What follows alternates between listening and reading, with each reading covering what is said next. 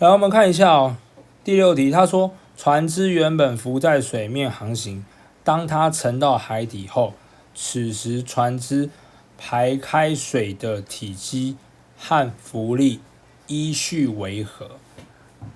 那我们先画一下浮的时候跟沉下去的时候图形怎么样？来，第6题我们画在这里。第6题，浮起来的时候是不是这样子？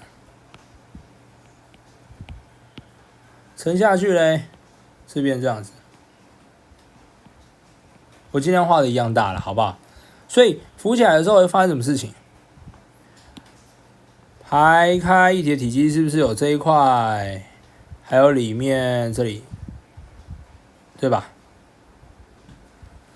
可以吗？好，那此时呢，沉下去嘞，排开一体体积是不是都这里？所以哪个排开一体体积比较多？当然是浮的时候嘛。所以浮的时候浮力比较大，那沉下去呢，排开一体体积变小了，所以浮力变小了，这样可以吗？所以 B 排开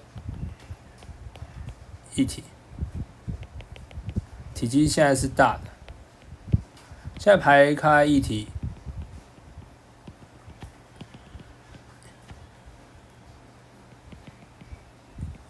体积是小的，这样可以吗 ？OK， 所以它浮力比较大，它浮力比较小，所以沉下去了之后浮力变小。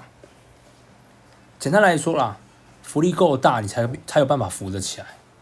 浮力够大才有办法浮得起来。如果浮力不够大，就下去了，就沉下去了。哦，所以第6题的话，让它沉的时候浮力变小，这样可以吗 ？OK， 然后排开水的体积也变少了，也变少了。我画图给你看了，这第6题，好不好？